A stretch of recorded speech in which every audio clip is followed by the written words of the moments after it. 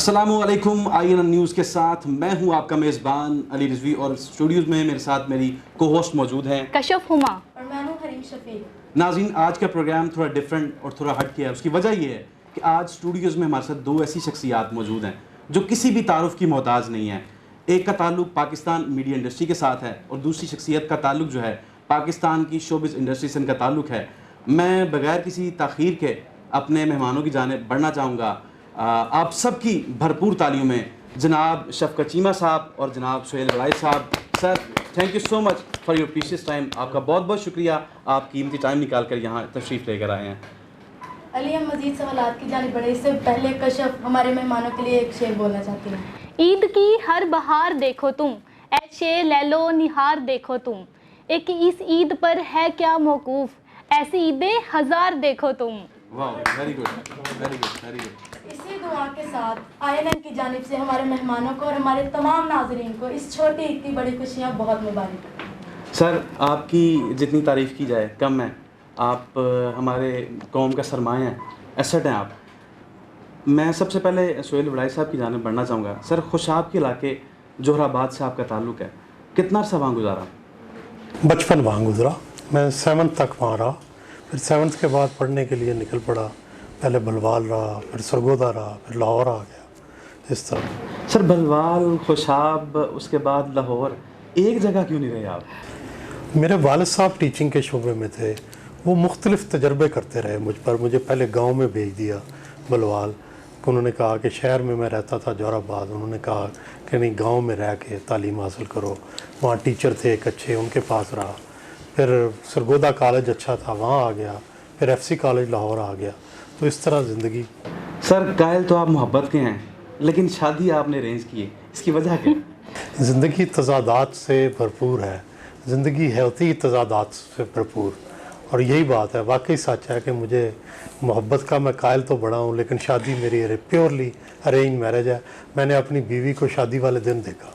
बीवी को टाइम देते हैं? जी, बीवी को बहुत टाइम देते हैं। कभी बीवी ने आपसे कोई गिला शिकवा किया हो कि आप? तो मैं घर में बहुत टाइम देता हूँ, जितना वक्त फ़ारग होता हूँ मैं घर पे ही रहता हूँ। हालांकि सर आप शोज़ करते हैं, टाइम किस तरह मैनेज कर लेते हैं? नहीं, बहुत टाइम होता है। अगर आप टाइम देना शुरू कर दें तो फिर तो टाइम ख़त्म ही नहीं होता।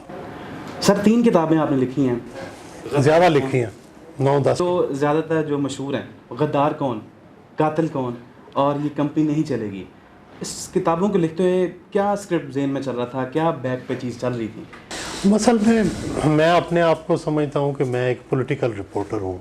तो जो पॉलिटिक्स में चल रहा होता है उस पर एक तरह की कमेंट्री, आने वाले हालात, माजी के हालात, इन पर तबसरा, यही मेरी किताबों के मौज़ूआत हैं। सर, पॉलिटिक्स की आपने बात की, एक सियासत से वाला एक सवाल करना चाहूँगा। तहरीक अदम एतमाद कामयाब पता था हो जानी है, फिर क्यों इसको इतना डिलेइंग टैक्टिक्स इस्तेमाल किए गए, क्यों इतना लिंगर ऑन किया गया? अच्छा नहीं किया गया, ये कोई अच्छी सियासत नहीं थी। मेरा ख्याल है कि इसको ज़्यादा बेहतर तरीके से फेस किया जाता, जल्दी किया जाता तो ज़्यादा बेहतर होता। आपको क्या लगता है कि जो मौजूदा हुकूमत है वो डिलीवर नहीं कर पा रही, आगे कितना ये अपना टाइम गुजारेगी? मेरा ख्याल है कि 8 महीने 10 महीने निकाल जाएंगे और उसके बाद इलेक्शन होगा। खान साहब आएंगे वापस? मेरा ख्याल है कि इस इलेक्शन में तो नहीं, उससे बाद जो इलेक्शन होगा उसमें शायद आ जाए। कुछ सवाल मेरी जो कोस्ट वो भी आपसे करना चाहिए। जी जी। हमारी जो आवाम है इम्पोर्टेड कपड़े पसंद करती है, जूते पसंद करती है, मेकअप, ज्वेलरी, लेकिन इम्पोर्टेड हुकूमत नामंजूर के नारे क्यों बुलंद हो रहे हैं? क्या ये खुला तजाद नहीं है? नहीं, मेरा ख्याल है काफ़ी तजादात हैं हम में, हमारी सोसाइटी तजादात से भरपूर है। हमें अमेरिकन वीज़ा तो बड़ा पसंद है, लेकिन मुर्दाबाद अमेरिका भी हमें बड़ा पसंद है। तो दोनों नारे लगाते हैं, मुर्दाबाद अमेरिका भी, और अगर वीज़ा मिल जाए तो बहुत खुशी भी मनाते हैं अमेरिका का। तो ये है हमारे यहाँ। सर, मेरा इस हवाले से आपसे है कि आप ज़्यादा जो विलन के किरदार हैं उनको क्यों प्रेफर करते हैं? यानी आपके ज़्यादातर जो आपके किरदार हैं वो विलन ही आपने अदा किए हैं। असल जो मेरी शक्ल ही हो रही है। नहीं, ये वैसी बात नहीं, आपने और भी बहुत से किरदार अदा किए, वो भी बखूबी किए हैं। मैं कहता हूँ अपने बारे में, मैं तो नादान ही था, वाह, मैं तो नादान ही था, दानिस्ता भी क्या क्या ना किया। मेरी गवाही दे दी ना आपने। मैं तो नादान ही था, दानिस्ता भी क्या क्या न किया, पर लाज रख ली मेरे अल्लाह ने मुझे रुसवा न किया। बात दिल में ही थी, दिल में रही, और काम हो भी गया। ऐसा कौन जिसने जुबां का तकल्लुफ भी गवारा न किया। मैं तो नादान ही था। क्या बात है, very good very good. Sir सुर से आपका बड़ा ताल्लुक है। फिल्म दिल संभाला ना जाए, उसकी शूटिंग जो है रावल डैम हुई थी। मौत को आपने वहाँ बड़े करीब से देखा था, वो ज़रा वाकया सुनाएंगे? हाँ, बात तो ये है कि नाम पैदा करने के लिए कोई भी किसी भी शोबे में नाम पैदा करने से पहले मरना पड़ता है इंसान को, फिर बाद जाकर नाम बनते हैं। उस दिल संभालना ना जाए में वो ऐसा शॉट ऐसा था, तो मेरा भाई मेरे साथ था छोटा, तो मैंने उसे कहा कि यार पहले ये देखो जाकर कि इस रावल डैम में हमारी शूटिंग हो रही है, तो इसके अंदर पानी कितना कितना है। उसने एक छोटी ली लंबी सी उसने जाकर देखा, या कोई 4-5 फुट का पानी होगा। मैंने कहा थोड़ा सा और दूर चले जाओ। वो थोड़ा सा और दूर चले गया। मैं यार और चले जाओ कहीं हम गुत्थम मैं और साउथ हमारे माजी के बड़े मतलब एक हीरो हैं, वो मेरे साथ थे। मैंने कहा यार लड़ते लड़ते हम आगे गुत्थम होकर आगे चले जाएंगे, थोड़ा सा और चले। वो और चले गए। डायरेक्टर इकबाल कश्मीरी साहब थे। इकबाल कश्मीरी मरहूम, मैं तो बड़ी अजमत मतलब उनकी करता हूँ। तो वो फिल्म के डायरेक्टर थे, तो मैंने वो मुझे कहते कि चलो चीमा, मैं कैमरे के ऊपर से अंदर गया हूँ, उसके बाद सौसा मेरे आया, हम गुत्थम होना था, ये शॉट था। मैं समंदर के अंदर गया, रावल डैम के अंदर गया, ऊपर उन्होंने छलांग मारी मेरे ऊपर। जब मेरे ऊपर उनका वजन आया ना, तो मुझे ये नहीं पता था कि पानी के अंदर एक और तय है। वो ज़मीन जो थी वो अंदर से वो तय फटी और हम दोनों ही पानी के अंदर गायब हो गए। हम कोई कम अज़ कम नहीं, कोई 10-15 फुट दूर चले गए। सऊद साहब को तैराकी आती थी, मुझे तैराकी आती नहीं थी। जब मेरा मुंह ऐसे बाहर निकला पानी से, तो उस वक्त मेरे सांस चल रहे थे, तो मैंने कहा सऊद मुझे पकड़ो, मुझे तैराकी नहीं आती, मेरे पाँव ज़मीन पे नहीं लग रहे हैं। हम दोनों, वो अपनी जान बचाने पर था, मैं अपनी जान बचाने पर था। बहरहाल उन्होंने मुझे कोई सहारा ना दिया, तो मैं आगे चलता जा रहा था। एकदम एक हजोका सा आया और मैं पानी के अंदर डूब गया। मैंने ज़ोर लगाकर अपना चेहरा जो था ऐसे बाहर निकाला। उस वक्त मेरा पानी पेट से भर चुका था, मेरी आवाज़ बंद हो चुकी थी और मैं इशारों से बात कर रहा था। अब इतने में मैं देखता हूँ कि मेरा छोटा भाई जो है वो मेरे साथ शूट करते थे, उन्होंने देखा तो उन्होंने छलांग मार दी। वो जब मेरे पास आए ना कोई 5-7 फुट की दूर, तो मैंने इशारे से, आवाज़ तो मेरी निकल रही थी क्योंकि पानी से पेट भर चुका था, तो मैं उसे इशारे से कह रहा हूँ यानी कि तू बच जा, मैं मर चुका हूँ। लेकिन मैंने अपनी आंखों से देखा कि नदीम अजीम जो था वो भी पानी के अंदर डूब गया। यहाँ तक मुझे होश थी। जब मैंने होश संभाला तो दुनिया मेरे इर्द गिर्द थी। मैंने लोगों से पूछा ये क्या था, मैं देखता हूँ दूर सारी लोगों ने मुझे उल्टा किया हुआ और मुंह से पानी निकाल रहे हैं, तो दूर एक और हजूम लगा हुआ। मैं भागा हुआ गया हूँ। मैंने जाकर जब देखा, मैंने कहा यार अजीम मर गया है, अजीम मर गया, अजीम मर गया। तो जब उसको भी उल्टा किया, मुँह से उससे पानी निकला, तो उसे भी होश आया, तो वो भी उसके मुंह से भी वैसा आता निकला, यार मेरे भाईजान कहाँ है, मेरे भाईजान बच गए, मेरे भाईजान बच गए क्या? ये है। क्या मैं बताऊँ कुछ होकर के क्या मेरे पर हाल था है? बस दुनिया में किसी शोबे में नाम पैदा करने के लिए इंसान को पहले मरना पड़ता है, फिर जाकर नाम बनते हैं। Thank you very much. Sir आपको सैल्यूट है। यकीन माने आपने बड़ी मुश्किलात देखी हैं। मैं सोहेल साहब की जाने बढ़ना चाहूँगा। सर आपका हाईएस्ट रेटेड इंटरव्यू इल्ताफ़ हुसैन साहब के साथ था। अभी तक जितने आपने इंटरव्यूज़ किए हैं सबसे ज़्यादा पसंद कौन सा है? मुझे अपने जो इंटरव्यूज़ पसंद है पुराने पॉलिटिशियंस के साथ, नवाबज़ादा नसरुल्लाह खान, वली खान, मोहतरमा बेनज़ीर भुट्टो, अकबर भुट्टी, बड़े लोगों की बातें हैं। सर आपको सख्त नापसंद हैं, इसकी वजह क्या है? मुझे कैद में लोग पसंद नहीं है, ना पिंजरे, ना परिंदे, ना इंसान। इसलिए मैंने घर में परिंदे पाले हुए हैं, लेकिन उनको पिंजरों में नहीं रखा हुआ, खुला रखा हुआ। वाह, very good very good. Sir तो उड़ने वाले परिंदे, मेरा सवाल है इनसे, जी, जी। उड़ने वाले परिंदे आपने कैसे क्या कर लिए? नहीं, वो वाले रखे हैं ना जो जिनको पिंजरों में नहीं रखना पड़ता। अच्छा अच्छा मोर हैं, अच्छा अच्छा। वो खुले फिर सकते हैं, मुर्गियां हैं, कबूतर हैं, ये खुले फिर सकते तो हैं। अगर किसी को इश्क हो गई यार कि उड़ने वाले परिंदे से प्यार हो जाता है, रंग बन गए होते हैं, अच्छे लगते हैं, खूबसूरत लगते वो हैं, फिर उनको तो रखना मैंने घर में रखे, बहुत प्यार करता वो हूँ जब पिंजरों में मैं बाहर रखे। निकलता हूँ, लेकिन अब उनको आदत पड़ गई है, मैंने मोहब्बत उनके अंदर ऐसी डाल दी है कि मैं बाहर निकलते हैं वो जाके उड़ते हैं, देख दो मैं अचानक ही फिर देखता हूँ ऐसे एक एक चल के उड़कर ऐसे जाकर अपने पिंजरे में चले जाते हैं। जी तो किसी हुकूमती ओहदे की ऑफर हुई? थोड़ी बहुत हुई है, लेकिन मैं इंटरेस्टेड ही नहीं हूँ। मैंने ज़िंदगी में तय किया हुआ है बतौर साफ़ी ज़िंदगी गुजारनी है, कोई हुकूमती ओहदा लेना ही नहीं है, बल्कि मैं इसको बुरा समझता हूँ। बिल्कुल सर, बतौर सहाफ़ी कभी मुश्किल फेस करना पड़ी, निजी ज़िंदगी पे कोई असर पड़ा? आती रहती हैं। सहाफ़त की ज़िंदगी बड़ी टफ़ है पाकिस्तान में, कभी अच्छा दौर आ जाता है, कभी बुरा दौर आ जाता है, ये चलता रहता है। अभी पिछले 2-3 दौर बड़े बुरे गुजरे, फिर कोई एक अच्छा आ गया, तो इस तरह होता रहता है। कभी पीछे लग गए, कोई एजेंसियाँ पीछे लग गई, कभी कोई लग गया, कभी इस तरह के हालात। सर वो एक शेर है कि ये नहर उसकी है और उस पर किनारा उसका है, वो जिसके साथ है लाहौर सारा उसका है। तो लाहौर से काफ़ी मोहब्बत है आपको?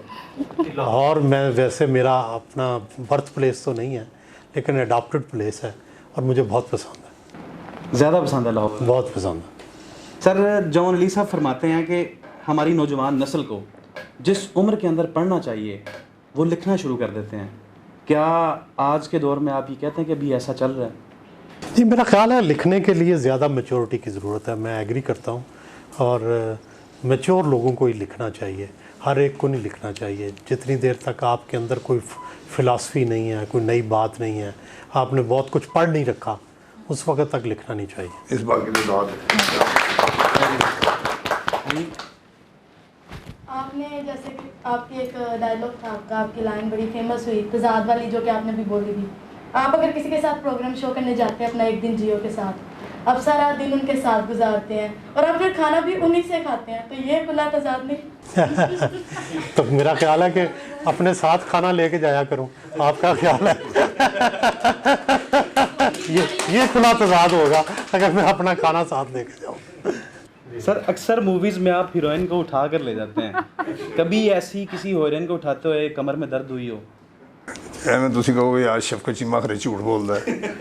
बड़े बड़े विलन देखे होंगे आपने, इंडियन पाकिस्तान तमाम दुनिया के विलन देखे होंगे, एंथोइन कोइन को भी देखा होगा और बड़े बड़े लोगों को देखा होगा। उन्होंने एक एक लड़की उठाई होगी, शफकत चीमा ने 2-2 उठाई हुई हैं। कोई सर आपका मोस्ट फेवरेट डायलॉग? बहुत दुनिया मुझे देखकर कहती है तेरा तो जीना ही शेरा वर्गा। सर इनायत हुसैन भट्टी साहब की बरसी पर आपने तलावत कुरान पाक की थी, चूँकि आप हाफिज़ कुरान भी हैं। नहीं, हाफिज नहीं हूँ मैं कुरान का कारी हूँ। कारी और होता है, हाफिज और होता है। हाँ, सर आज चाहेंगे कि आज कुछ तलावत?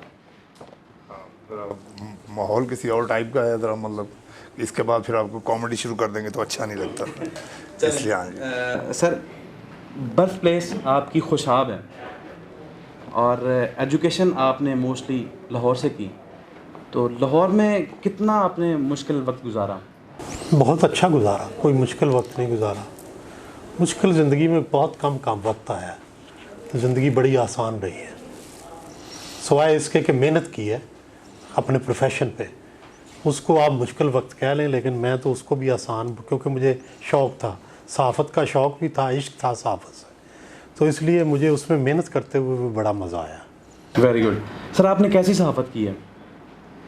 मैं हमेशा पॉलिटिकल रिपोर्टिंग करता रहा हूँ। तो उस सहाफ़त से आपको कभी ऐसा लगा कि मैंने इंटरव्यूज़ के दौरान कोई एक ऐसी शख्सियत जिसका आपने कहा हो कि मैं शायद इसका इंटरव्यू करना चाहिए था लेकिन मैं नहीं कर पाया? नहीं, ऐसी कई शख्सियात हैं। मैं प्रेसिडेंट बिल क्लिंटन का इंटरव्यू करना चाहता था, मैंने ट्राई भी की, नहीं कर सका। तो ख्वाहिशें तो बड़ी बड़ी हैं, लेकिन ज़रूरी नहीं सारी पूरी हों। सर खाने आपको वो पसंद हैं जो मोटापा ज़्यादा फैलाते हैं, हालांकि इस इंडस्ट्री के अंदर बंदा अपने वो डाइट का ख्याल रखता है, ऐसा क्यों है सर? सारे खाने मज़ेदार जो हैं वो मोटा ही करते हैं। प्रॉब्लम ये है कि या फिर मज़ा ले लें तो या मोटापे का ख्याल रख लें, तो एक ही काम हो सकता नहीं, ये तो कुर्बानियाँ देनी पड़ती हैं, कुर्बानियाँ देनी कुर्बानियाँ देनी पड़ती हैं। कशफ, आप पूछना चाहेंगे सर से? सर आपने बहुत काम किया है, हमारी आवाम आपसे बहुत प्यार करती है, तो जब आप डेली लाइफ में बाहर जाते हैं तो लोगों का क्या रिस्पॉन्स रहता है? प्यार करते हैं, बहुत मोहब्बत करते हैं, सलाम करते हैं, बात करते हैं, कोई ना कोई शाबाश देते हैं, उन्हें कोई ना कोई वाक़या याद होता है, कोई ना कोई सवाल याद होता है, कोई ना कोई प्रोग्राम की ऐसी बात याद होती है जो कि दिल खुश कर देते हैं बात दोहरा कर। सर आप बताएं कि जो हमारी फिल्म इंडस्ट्री है, पाकिस्तान फिल्म इंडस्ट्री, ये काफ़ी ना पस्ती की तरफ यानी ज़वाल पजीर होती जा रही है। आखिर क्या इसकी वजह क्या है? इसकी स्क्रिप्ट में मसला है या अदाकार जो है उनकी एक्टिंग में, या कुछ क्या है ऐसा? पहले जैसी फिल्में अब नहीं हैं। हाँ, अच्छी बात है। असल में वो दुनिया जो मेहनत करती थी, जो आर्टिस्ट मेहनत करके काम करते हैं, वो दुनिया से चले गए हैं। आज के दौर की नई जनरेशन के जो अदाकार हैं, एक्टर हैं, वो बगैर कुछ किए हुए अपना नाम बनाना चाहते हैं। आर्ट का माना है अपनी ज़ात की नफ़ी कर देना। ये जो शफ़क़त चीमे को आप देख रहे हैं, आपने चूड़ियाँ में देखा होगा, ये वो शफ़क़त चीमा नहीं है जो लड़कियाँ उठा कर ले जाता था। उसमें एक चेंज रोल था कि मैं एक जवान बेटी का बाप हूँ, और मैंने साबित कर दिया। और फिर उसके बाद मेरी फिल्में, बहुत सारी फिल्में मेरी रिलीज़ हो चुकी थी, हैं जी। और फिर फिल्म मेरी आई चूड़ियाँ, जिसमें मैंने एक प्राइड, एक बाप का मैंने रोल किया, और फिर चूड़ियाँ का मुझे नेशनल अवार्ड दिया गया, हैं जी। इसका नाम है आर्ट, और इसकी ज़ात की नफी। सर कितना कमा लेते हैं? लाखों। थोड़ी याद सैलरी? पूरी हो जाती है? अगो ना पूछना कि कितना सर आपकी पहली जो कमाई थी वो कितनी थी? 1500 रुपये। और आपने उसका खर्च कहाँ किया था? क्या किया आपने अपनी पहली कमाई होटल से? में दोस्तों को खाना खिला के। और घर में क्या दिया? घर में कुछ भी नहीं दिया। 1500 में से क्या बचना? नहीं, जब आपकी फर्स्ट सैलरी आई। ठीक। तो सर आपकी जो फील्ड है, इसमें आप यानी कि अपनी मर्जी से आए थे, शौक से आए थे, शौक या से। बस किसी तरह पहुंचे? नहीं, शौक से आया तो हादसाती तौर पर, लेकिन फिर मेरे ऐसा दिल लगा कि कभी यहाँ से जाने का सोचा ही नहीं। सर आप IN न्यूज़ पे आए हैं, आज का दिन आपके साथ कैसे गुजरता अगर आप गुजारते? देखें, दिन तो सारे एक जैसे होते हैं, बात तो ये होती है कि आज के दिन में कंटेंट क्या होता, किस मौजू पे हम बात करते, कौन से मौजूआत ज़ेर बहस आते, उसी से दिन का जो हुलिया है वो तय होता है। जैसे कि ईद स्पेशल डे है, तो इस पे आप क्या स्पेशल करते? ईद पे तो देखें, मिलना मिलाना, खाना पीना, यही दो चीज़ें होती हैं, meet and greet and eat. ठीक, फैमिली के साथ। जी। ठीक। लेकिन अगर आपको किसी के साथ प्रोग्राम करने जाना पड़ता ईद के दिन, तो फिर आप कैसे मैनेज कर ईद सकते? के दिन मैंने एक दफ़ा किया था सोल्जर्स के साथ। मैं वज़ीरिस्तान में गया था जब दहशतगर्दी के ख़िलाफ़ जंग हो रही थी, तो वज़ीरिस्तान में मैंने एक दिन स्पेंड किया था ईद का सोल्जर्स के साथ। सर पहले आपको बहुत ज़्यादा गुस्सा आया करता था, लेकिन अब आपने काफ़ी हद तक उस पर कंट्रोल कर लिया है, इसकी वजह कैसे कंट्रोल किया? बस मेरा ख्याल है कि अपना सेल्फ़ कंट्रोल होना चाहिए। मैं बचपन में बड़ा गुस्से वाला था, लेकिन यूँ ही मैं प्रैक्टिकल लाइफ में आया हूँ, मैंने बिल्कुल अपना गुस्सा ख़त्म कर दिया। सर आप अपनी ईद का दिन किस तरह गुजारते हैं? फैमिली में, दोस्तों में, यानी किस तरह आप स्पेंड करते हैं? ये रोज़े के बाद जो ईद होती है, ये तो मुसलमानों के लिए फ़ख्र की एक बात है, लेकिन मेरी लिए ईद रोज़ होती है। वो इसलिए कि जब मैं घर जाता हूँ ना, तो मैं अपनी नवासी से बहुत प्यार करता हूँ। माशाल्लाह। जी, तो वो मुझे देखकर ना हंसकर मुझे आकर जफ्फी डालती है, तो मैं कहता हूँ उसे कि लोगों की ईद साल के बाद आती होगी, मैं जब तुम्हें देखता हूँ मेरी ईद रोज़ होती है। मेरा ये प्यार है। सर शफ़क़त चीमा साहब और सोहेल बड़ाई साहब, IN न्यूज़ के बारे में क्या कहना चाहेंगे सर? बड़ा अच्छी कोशिश है माशाल्लाह, गुजरांवाला में आप लोग बड़े प्रोफेशनल तरीके से इसको चला रहे हैं, तो हमारी बेस्ट विशेज़ हैं आपके साथ। So much sir. सर आपका बहुत बहुत शुक्रिया, आप अपना कीमती टाइम निकाल कर आज यहाँ तशरीफ़ लेके आए। नाज़रीन, उम्मीद है कि आप हमारी तरह शफ़क़त चीमा साहब से, सोहेल बड़ाई साहब की बातों से बहुत ज़्यादा महजूज़ हुए होंगे। आज के प्रोग्राम से अली रिजवी को दीजिए इजाज़त, एक नए शो के साथ दोबारा आपकी खिदमत में हाज़िर होंगे, तब तक के लिए अल्लाह निगहबान। अल्लाह।